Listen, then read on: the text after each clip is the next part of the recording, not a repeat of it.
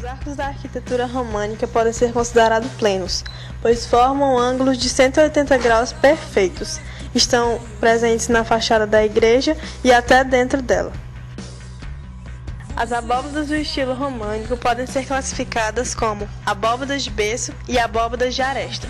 A abóbada é uma construção em forma de arco com a qual se cobrem espaços compreendidos entre muros, pilares ou colunas. Os capitéis das colunas do estilo românico despertaram a curiosidade e a atenção de historiadores.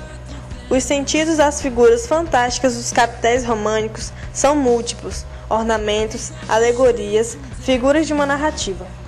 Cada iconografia remete um sentido a esses seres ancestrais que passaram das palavras dos antigos às imagens dos manuscritos, para enfim tornarem-se pedra. O contraforte é um elemento arquitetônico iniciado no período românico, sendo considerado uma estrutura rígida, feita em pedra bruta e firme, dava apoio a toda a estrutura, servindo como base para as paredes. Na arquitetura românica, o contraforte era a estrutura que compunha basicamente todo o prédio.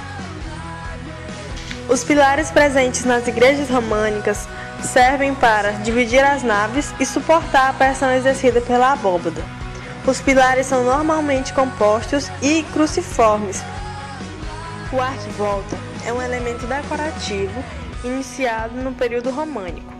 Normalmente é utilizado em conjunto para emoldurar uma abertura em arco, referindo-se geralmente à sua aplicação em portais de entradas de igrejas ou catedrais. Nas igrejas românicas, podemos observar que, devido ao equilíbrio de forças necessário à sustentação das abóbadas, as paredes da catedral românica são grossas, compactas e com poucas aberturas, ou seja, poucas janelas e poucos espaços para vitrais. Isto confere aos interiores um clima místico de paz e recolhimento, propício à oração e à reflexão.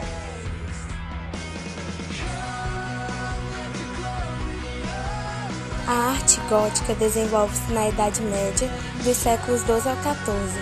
A princípio era conhecida sob o nome de obra francesa, devido à sua principal origem. A arte gótica ficou conhecida também como a arte das catedrais. Há controvérsias quanto à denominação gótica. Alguns autores ligam tal denominação com os godos, os bárbaros mais conhecidos na Idade Média, também conhecidos pela habilidade como arquitetos. Porém, outros autores creem que os humanistas do Renascimento têm adotado o termo gótico como sinônimo de bárbaro, no sentido de origem da região de Além-Alpes, por oposição ao românico. Durante o século XII e até o século XV, a arte ganhou forma de expressão também nos objetos preciosos, feito em marfim, ouro, prata e decorados com esmalte, e nos ricos manuscritos ilustrados. Estes manuscritos eram feitos em várias etapas e dependiam do trabalho de várias pessoas. Nas oficinas dos mosteiros ou nos ateliês de artistas leigos, os trabalhadores cortavam as folhas de velino no tamanho que seria o livro. A seguir, os copistas dedicavam-se à transcrição de textos sobre as páginas já cortadas. Ao realizar essa tarefa, deixavam espaços para que os artistas fizessem as ilustrações, os cabeçalhos, os títulos ou as letras maiúsculas com que se iniciava um texto. Esse trabalho decorativo ficou conhecido com o nome de iluminura.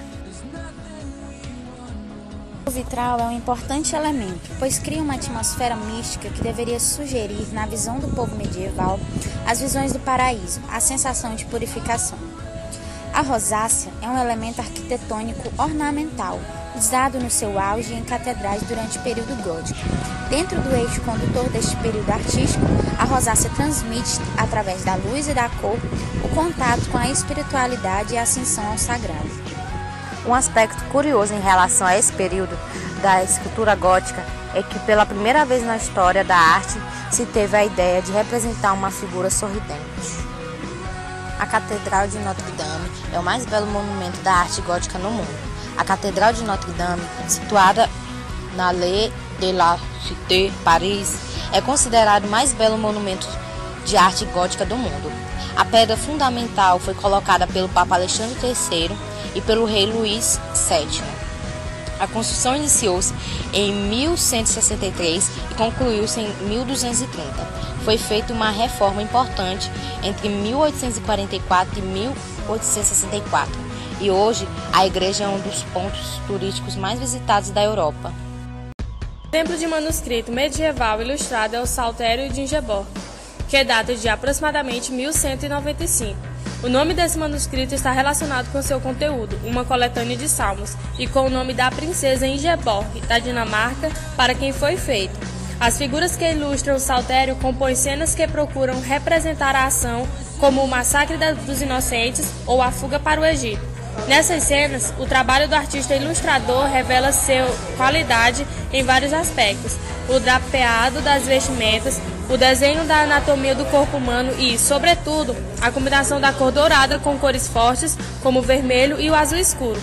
Nessa época foi comum também a produção de uma Bíblia chamada moralizada, pois era diferente das anteriores, apresentava apenas algumas passagens dos textos sagrados, e não o texto integral, como as demais, acompanhadas de muitas ilustrações feitas por artistas miniaturas.